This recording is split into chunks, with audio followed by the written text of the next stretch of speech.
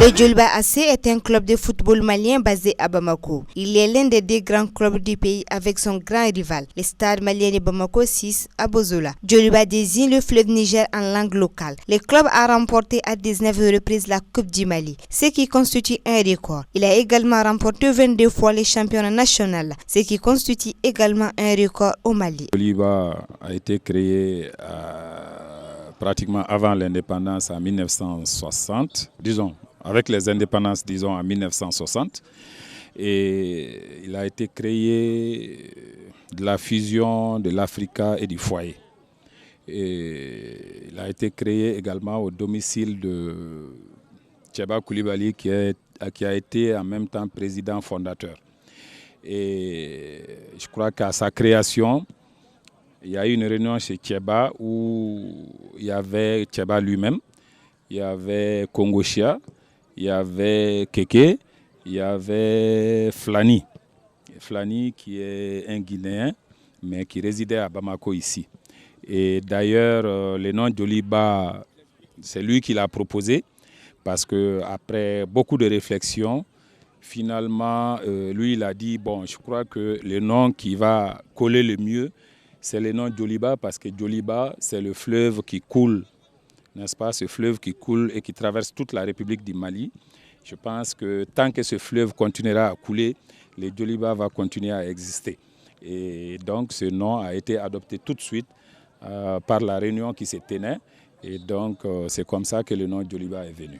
Plusieurs personnes ont dirigé ces grands clubs de 1960 jusqu'à maintenant. Le premier président du Djoliba, c'était, paix à son âme, Feu Tcheba Koulibaly. Et Feu Tcheba Koulibaly a dirigé le Djoliba de 1960 à 1988. À partir de 1988, c'est Abdoulaye Traoré, qu'on appelle fréquemment tout petit, qui a pris la relève pendant 2 ans. Et après ces 2 ans, ça veut dire en 1990, c'est Karunga Keita Keke qui a pris la tête du Djoliba jusqu'en 2013. En 2013, il y a Bouakar Baba Diarra qui a fait 6 mois de présidence. Et depuis ce temps, c'est Tidjane Média Nyambélé qui dirige le Djoliba. Plusieurs grands joueurs sont passés par le Djoliba AC avant de jouer avec l'équipe nationale de toutes les catégories. En même temps, dans nos sous-régions, le Djoliba AC continue à former les jeunes pour le bonheur du peuple malien. S'il faut parler des joueurs qui ont passé par le Djoliba, il y en a tellement que je ne pourrais pas les citer tous.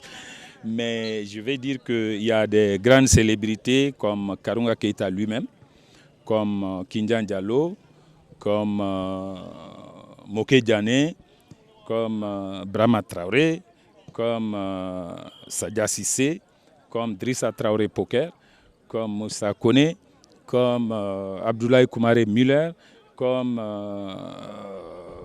Sori Kourouma, comme Karamogo Diané, comme Ilyas Oumar Diko, comme Dekosser, comme Ismaïla Diarra Izo, comme Mamadou Kone Zito, comme j'en citerai 1000, comme Soumaïla Koulibaly. Djoliba a toujours eu de très grands joueurs qui ont fait le bonheur et du Djoliba AC et de l'équipe nationale du Mali. Et présentement, il y a beaucoup de joueurs du Djoliba qui ont fait le bonheur du football malien. Présentement en équipe nationale, il y a Salif Koulibaly qui joue, qui a été formé au Djoliba.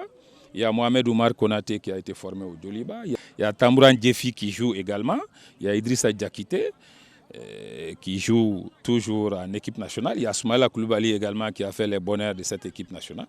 Donc je pense que le Djoliba a toujours été un club formateur et qui a toujours produit des grands joueurs, n'est-ce pas, qui ont fait le bonheur du football malien et, n'est-ce pas, de l'équipe du Djoliba AC de Bamako. Le Djoliba AC, comme tous les autres clubs du Mali, sont passés par des moments difficiles, mais aussi par des moments de pur bonheur. Le club a traversé.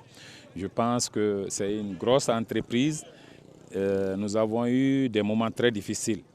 Les moments les plus difficiles que nous avons traversés, c'est, vous vous souvenez tous, je crois que vous étiez jeunes, mais la période 1978, quand Tchekoro a été arrêté.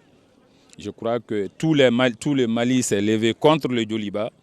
Et soi-disant que alors c'était Tchekoro qui donnait les titres au Djoliba, c'était Tchekoro qui faisait ceci, c'était Tchekoro qui faisait cela. Et donc nous avons eu beaucoup de problèmes. On nous a même empêchés de nous entraîner ici. On s'entraînait dans des familles, sur des petits terrains vagues. On nous a retiré tout notre matériel de football, et les maillots et les crampons et tout. On nous a tout retiré.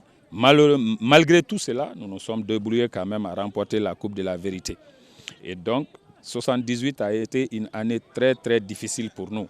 Et d'ailleurs, je dirais à partir de 78, alors c'est le calvaire que nous avons vécu.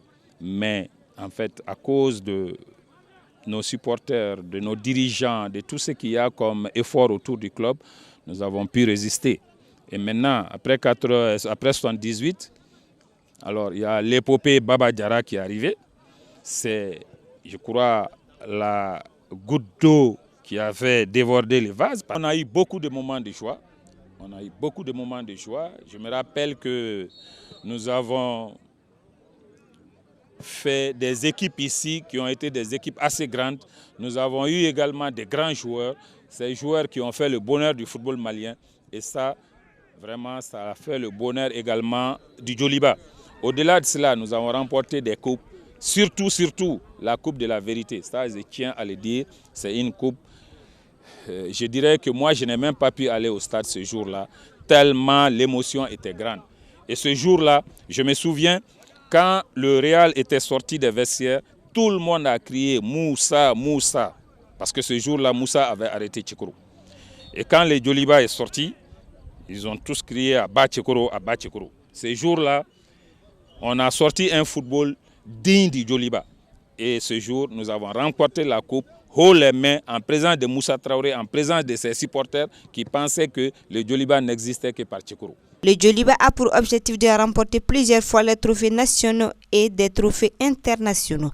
C'est les ambitions de tous les grands clubs du Mali. C'est chaque année de jouer le titre de champion, de gagner la Coupe du Mali et de gagner des trophées continentaux, à savoir la Ligue des champions en premier et sinon, n'est-ce pas, la Coupe CAF. Et ce sont nos objectifs de chaque année, de tous les jours, de tous les moments. Et nous travaillons pour cela. Maintenant, au-delà de ces titres-là, nous travaillons également pour grandir ce club-là.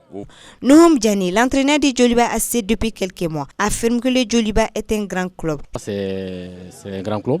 Déjà, le Djoliba fait partie des grands clubs de ce pays-là. Déjà depuis l'indépendance jusqu'à aujourd'hui, je pense que ils font partie des équipes qui ont quand même plus de trophées, qui ont été plusieurs fois champions du Mali, qui ont remporté plusieurs fois la Coupe du Mali. Et aussi sur le plan africain, je pense que par rapport aux performances, c'est l'une des meilleures équipes du Mali.